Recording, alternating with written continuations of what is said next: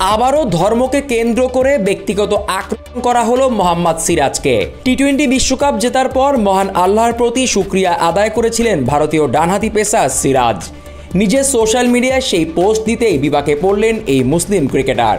ভারতীয় সমর্থকরা নেতিবাচক মন্তব্য করেছেন সিরাজের পোস্টে। শনিবার দক্ষিণ আফ্রিকাকে হারিয়ে টি-20 বিশ্বকাপ জেতে ভারত। 2013 সালে জেতা চ্যাম্পিয়ন্স ট্রফি ছিল গতকালের আগ পর্যন্ত ভারতের জেতা সর্বশেষ ট্রফি। অর্থাৎ 11 বছর পর শিরোপা খরা ঘুচিয়েছে ভারত। আর শুধু টি-20 বিশ্বকাপের কথা বললে ধরতে হবে 17টা বছর। বিশ্ব চ্যাম্পিয়ন দলের সদস্য ছিলেন ডানহাতি পেসার মোহাম্মদ সিরাজও। তাই তো বাকিদের মতো আনন্দের উদযাপন করেছেন সিরাজ। নিজের সোশ্যাল মিডিয়ায় মহান আল্লাহর প্রতি শুকরিয়া আদায় করে একটা পোস্ট দেন তিনি। সেখানে তিনি লেখেন, থ্যাংক ইউ অলমাইটি আল্লাহ, অর্থাৎ সর্বশক্তিমান আল্লাহকে ধন্যবাদ। এই পোস্ট দিতেই সেখানে ঝাঁপিয়ে পড়েন বেশ কিছু ভারতীয়। চন্দন শর্মা নামের এক ভক্তের কমেন্ট থেকে শুরু হয় সেই তোলপাড়। সেই ভক্ত লিখেছেন, এটা ভারতীয় দলের জয়, আল্লাহ নয়।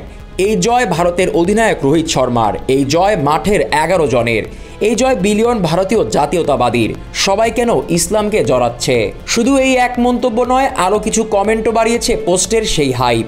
দ্য হিন্দু উইজডম নামের এক অ্যাকাউন্ট সিরাজের সেই পোস্টে টেনেছে পাকিস্তানকে। তারা লিখেছে, যদি আল্লাহর জন্যই বিশ্বকাপ জিততো তাহলে পাকিস্তানই চ্যাম্পিয়ন হতো, ভারত নয়।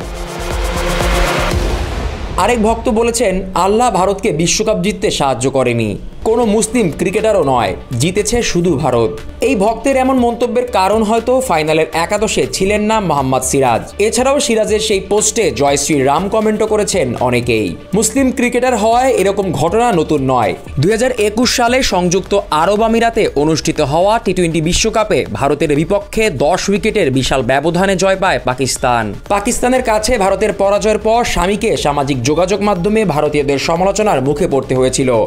সে সময় তাকে বিশ্বাসঘাতক আখ্যা দিয়ে ভারতীয় দল থেকে বাদ দেওয়ার কথা উঠেছিল।